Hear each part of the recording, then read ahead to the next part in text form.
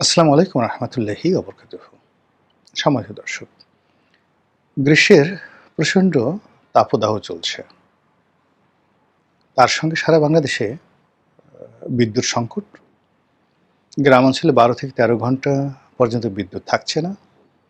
শহরে অবস্থা একটু ভালো, কিন্তু শহরে আবার যে ট্রান্সপোর্ট, গণপরিবহন, আজকের যে ভিডিওটি আমি করছি, আজকের দিনের শীর্ষ খবর, পত্রপত্রিকার শীর্ষ খবর, মহানগরীতে 20% গণপরিবহন তারা গাড়ি চালাতে পারছে না ডিজেলের অভাবে। গণপরিবহন নেই, আর প্রত্যেকটি পেট্রোল পাম্পে যে পেট্রোলের জন্য দুর্বিষহ অবস্থা, এটি পেট্রোলের দাম বৃদ্ধি করার পরও কমেনি। অধিকন্ত যারা গাড়ি ব্যবহার করি তাদের একটা বিরাট অংশ, এটা 20%, অর্থাৎ গণপরিবহনে যেখানে তথ্য দিয়ে বলছে যে 20%, কিন্তু ব্যক্তিগত গাড়ির যারা মালিক তারা, আমার কাছে মনে হচ্ছে তাদের যে মুভমেন্ট অ্যাটলিস্ট 50% কমিয়ে দেওয়া হয়েছে, অর্ধেক কমিয়ে দেওয়া হয়েছে। নেহায়েত প্রয়োজন না হলে কেউ গাড়ি নিয়ে বের হচ্ছেন না বা ঘর থেকে বের হচ্ছেন না।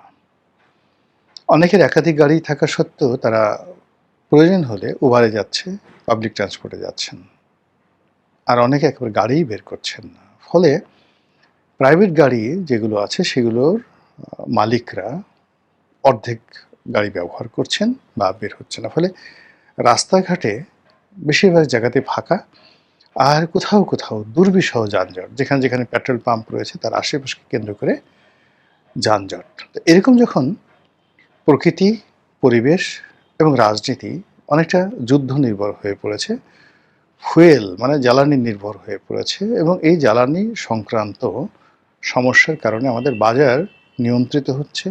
বাজারে পণ্য সামগ্রীর সেই যে মূল্য হু হু করে বাড়ছে, রাজনীতির অনিশ্চয়তা দেখা দিয়েছে, এবং আমাদের সঙ্গে যে আন্তর্জাতিক কূটনীতি, অর্থনৈতিক কূটনীতি, IMF-এর সঙ্গে, বিশ্বব্যাংকের সঙ্গে, জাইকার সঙ্গে, অন্যান্য বিদেশি ব্যাংকগুলোর সঙ্গে, সেটি বাধাগ্রস্ত হচ্ছে এবং আমাদের এই দুর্বলতা তারা সুযোগ নিচ্ছে। আমাদের সঙ্গে যে ডিপ্লোম্যাটিক রিলেশন রয়েছে অন্যান্য রাষ্ট্রগুলোর, সেখানে আমরা কোনো কুল কিনারা পাচ্ছি না, না ভারতের সাথে, না পাকিস্তানের সাথে, না চীনের সঙ্গে, কিংবা না আমেরিকার সঙ্গে। আমাদের মোল্লারদের মসজিদ পর্যন্ত আমরা একজন রাষ্ট্রদূতের সঙ্গে দেখা করে, বা রাষ্ট্রদূত আমাদের সঙ্গে দেখা করেছে, এটার মধ্যেই আমাদের যে কুয়াতুল বাঙালি, কুয়াতুল বাঙাল, বাঙালির যে শক্তিমত্তা, আমরা এটা প্রদর্শন করতে চাচ্ছি। আর জনগণের মধ্যে বিভ্রান্তি সৃষ্টি করার জন্য নানা রকম যাকে বলে ভাওতাবাজি আমরা করছি, রাজনীতিবিদরা বেশি করছি। এই যখন অবস্থা, তখন হঠাৎ করে রাজপথ উত্তপ্ত হয়ে গেল। চট্টগ্রামে জামাতের যে ছাত্র সংগঠন শিবিরের সঙ্গে ছাত্র দলের যে মারামারি, চট্টগ্রাম সিটি কলেজে, সেই মারামারিটা শুরু হলো। ছাত্রদল তারা শিবিরকে গুপ্ত বলে গালি দিয়েছে। গুপ্ত, তোরা একটা গোপন সংগঠন। তো আসলে আমাদের দেশে গুপ্ত সংগঠনটা এটা একটা সময় মর্যাদার ছিল। যারা আন্ডারওয়ার্ল্ডের থেকে রাজনীতি করতেন, যেমন নকশাল রাজনীতি করতেন, বামধারার অনেকগুলো সংগঠন ছিল যাদের বিরুদ্ধে হুলিয়া জারি করা হতো, এবং যার বিরুদ্ধে যত হুলিয়া ছিল তাকে তত মর্যাদাবান, সম্মানিত রাজনীতিবিদ মনে করা হতো। যেমন মাস্টারদা সূর্য সেন, তার বিরুদ্ধে হুলিয়া ছিল। পশ্চিমবঙ্গের কিংবদন্তি রাজনীতিবিদ জ্যোতি বসু, তার বিরুদ্ধে হুলিয়া ছিল। এমনকি বঙ্গবন্ধুর বিরুদ্ধেও হুলিয়া জারি করা হয়েছিল। তো এই যে আমি আবার তথ্যটা, বঙ্গবন্ধুর বিরুদ্ধে হুলিয়া ছিল কি না আমাকে একটু চেক করে বলতে হবে, আমি বলে ফেলেছি, যেন এটা নিয়ে আবার ট্রল না হয়। কিন্তু বাকি যে দুজনের কথা বললাম, এটা ইতিহাস প্রমাণিত, তাদের বিরুদ্ধে হুলিয়া ছিল, অর্থাৎ জ্যোতি বসু এবং মাস্টারদা সূর্য সেন। তো এটাকে যে সময় গর্বের বিষয় মনে করতো, জনগণের স্বার্থে তারা পরিবার পরিজন সব কিছু ছেড়ে দিয়ে বনে জঙ্গলে বাস করতেন এবং রাজনীতি করতেন। তখন গুপ্ত রাজনীতির সম্মান ছিল। কিন্তু এখন গুপ্ত রাজনীতিটাকে বলা হয় যারা বেঈমান, এরা মুনাফেক, এরা প্রতারক, এরা ভণ্ড, এই চরিত্র যাদের রয়েছে তাদেরকে গুপ্ত সংগঠন বলা হয়। এগুলো একটা। তো সেইভাবে শিবিরকে, জামাতকে এই গত ২ বছর ধরে বিএনপিও গালাগাল করছে গুপ্ত, তারপরে মিডিয়াগুলোতে গালাগাল করছে গুপ্ত, আর বিএনপির যারা শীর্ষ নেতৃত্ব তারা তো সরাসরি মানে ট্রল করছে যে এরা হলো গুপ্ত। এখন এটা আসলে জামাত কোনো অবস্থাতে মানতে পারছেন না। তারা গোপনে বিএনপির মধ্যে মিশে গেছেন, গোপনে তারা আওয়ামী লীগের সঙ্গে মিশে গেছেন এবং তারা সফলতা অর্জন করেছেন। এটিকে তারা একটা ভিক্টরি মনে করেন। এটিকে তারা কোনো অবস্থাতেই এই গুপ্তর সঙ্গে মিলাতে চাচ্ছে না। তারা এটাকে একটা কৌশল মনে করছে যে এটা একটা রাজনীতির একটা কৌশল এবং এই কৌশল সবাই অর্জন করে। এটাকে আপনি গুপ্তচর বৃত্তি বলতে পারেন বা অন্য যেকোনো জিনিস বলতে পারেন। সেটা তারা এটাকে একটা ডিকশনারিতে বাংলাদেশের একটা নিউ ডাইমেনশন অফ পলিটিক্স হিসাবে পরিচয় করতে চাচ্ছে এবং তারা মনে করছে যে আমরা এই যে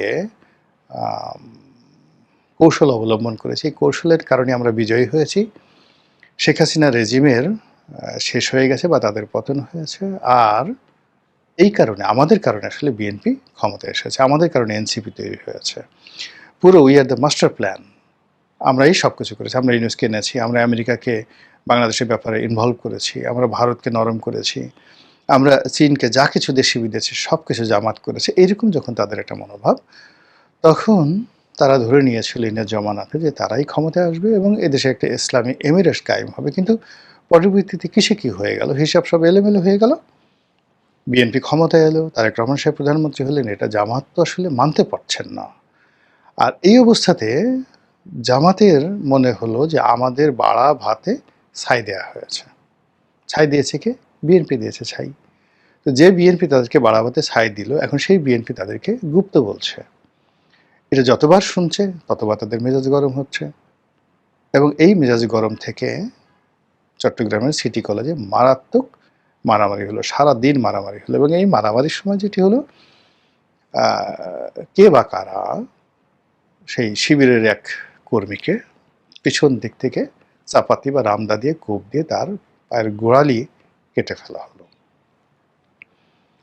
অতীতে জামাত শিবিরকে সবাই দায়ী করতো যে এরা রক কাটে এবং রক কাটার একটা নিয়ম আছে, তারা কৌশল আছে, সে কৌশল করে তারা রক কাটে।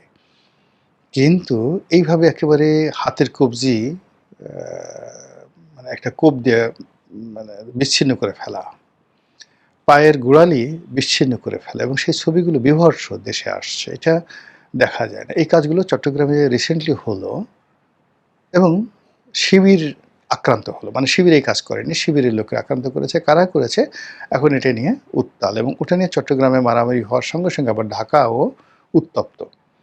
ঢাকা বিশ্ববিদ্যালয় সেই উত্তপ্ত ছিল সারা রাত, নানা রকমভাবে কথাবার্তা হচ্ছে এবং সবাই বলছে যে যেখানে যেখানে গুপ্ত দেখো সেখানে সেখানে থুথু মারো, থুথু মারো, এই ধরনের আওয়াজ তোলা হচ্ছে। আর এর অ্যাগেনস্টে মানে বিপরীতে জামাত এবং শিবিরে যারা লোকজন আছে তারাও অকথ্য ভাষায় একেবারে প্রধানমন্ত্রী থেকে শুরু করে বিএনপির যারা কর্তা ব্যক্তি তাদেরকে গালাগাল করছে।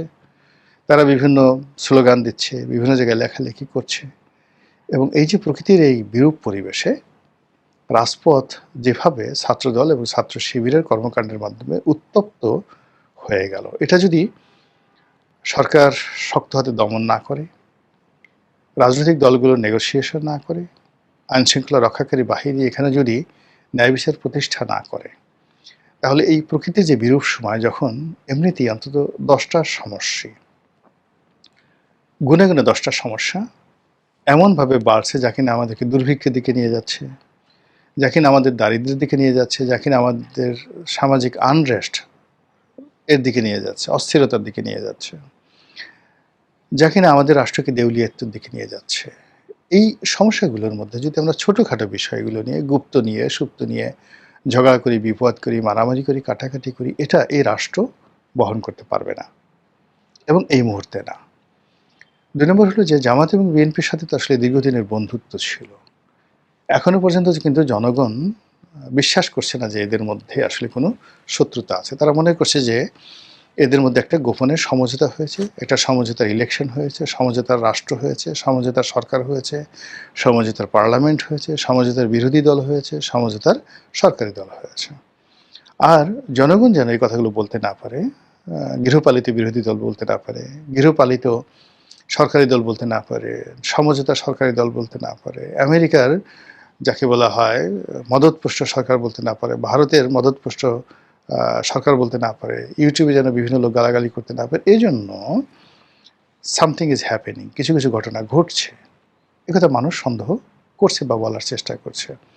তো সেই কথাগুলোকে ধামাচাপা দেওয়ার জন্য অনেকে মনে করছে যে রাজপথ উত্তপ্ত করার চেষ্টা করছে, বা জামাতের নেতৃত্বে যে 11 দল তারা জুলাই সনদ নিয়ে মাঠ ঘোলা করার চেষ্টা করছে, খুব হুঙ্কার ধামকার দিচ্ছে, রাস্তায় নেমে এসে সরকারকে মানে এই দাবি দাওয়া মেনে নিতে বাধ্য করা হচ্ছে। আবার সরকারও তাদেরকে নিয়ে বিভিন্ন রকম উস্কানিমূলক কথাবার্তা বলছে, তারপরে জুলাই সনদের পক্ষে নানা রকম বিবৃতি তৈরি করছে। পুরো জিনিসগুলোই মানে লোকজন, সাধারণ মানুষ কি মনে করছে বড় ব্যাপার নয়, কিন্তু যারা একটু চিন্তাশীল তারা মনে করছে এগুলো হয়তো সাজানো। আমার এখানে ব্যক্তিগতভাবে কোনো অভিমত নেই। আমি জামাতের পক্ষেও বলবো না, সরকারের পক্ষেও বলবো না। আমি শুধুমাত্র এই ঘটনাগুলো বললাম যে এই ঘটনাগুলো ঘটছে। কিন্তু যেটা আমি বলতে চাই দ্ব্যর্থহীনভাবে, সেটি হলো যে যদি সাজানো কোনো নাটক হয়, পুতুল নাচের মতো কোনো ঘটনা হয়, এবং সেই ঘটনা নিয়ে যখন অনার সৃষ্টি তৈরি হয়, সেই অনার সৃষ্টি শত্রুতা কিন্তু সাধারণ শত্রুতার চেয়ে মারাত্মক হয়।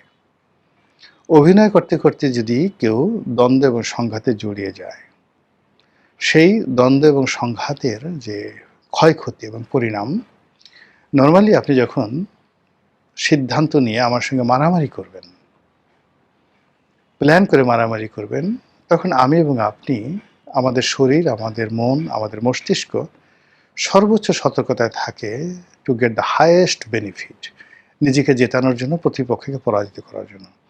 কিন্তু আমরা ভাবিকে দেখানোর জন্য, ভাসুরকে দেখানোর জন্য, ভাতারকে দেখানোর জন্য, নাংকে দেখানোর জন্য, দর্শকদেরকে দেখানোর জন্য কখনো যখন অভিনয় করে বন্ধুর সঙ্গে আমরা শত্রুতা করার চেষ্টা করি, এবং সেই শত্রুতা করতে করতে করতে গিয়ে যখন ব্যাপারটা সিরিয়াস হয়ে যায়, তখন কিন্তু কোনো কিছু নিয়ন্ত্রণের মধ্যে থাকে না। এবং ওখানে যারা এই ঢং দেখায়, ভং দেখায়, তারা পরস্পরের এত বড় ক্ষতির কারণ হয়ে যায়, একে অপরদের দ্বারা এতটা ক্ষতিগ্রস্ত হয়, অপমানিত হয়, লাঞ্ছিত হয়, অনেক সময় জীবন নিয়ে টানাটানি লেগে যায়, অনেক সময় মারা যায়।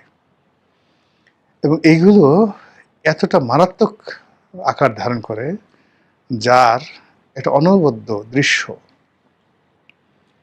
বিয়োগাত্মক, যেটা বলে one of the greatest tragedy ever made in the history, the literature, সেটা হলো শাহনামা, মহাকবি ফেরদৌসির শাহনামা।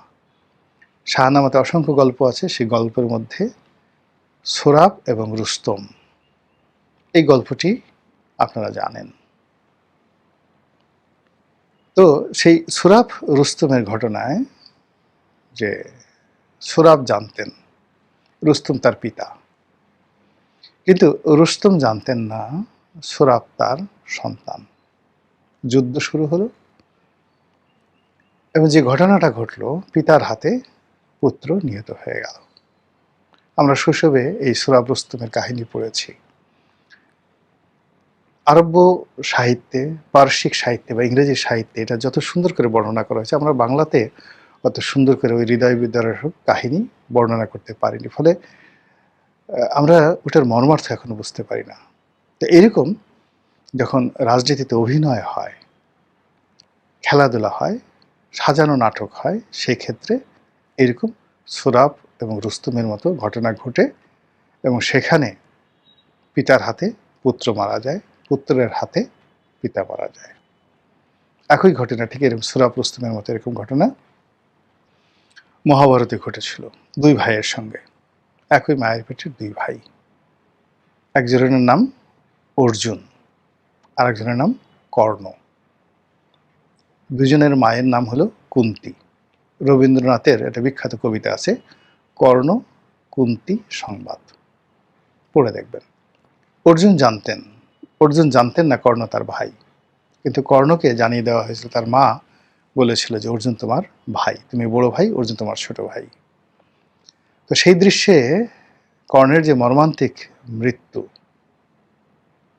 সেটা মহাভারতে যেভাবে ফুটিয়ে তোলা হয়েছে, সেই দৃশ্য যেন ২০২৬ সনের এই গ্রীষ্মকালে প্রকৃতির এই বিরূপ সময় আমাদের ভাগ্যে না ঘটে, মহান আল্লাহর কাছে সেই ব্যাপারে পানাহা চাই। আসসালামু আলাইকুম রহমতুল্লাহি ওয়া বারাকাতুহু।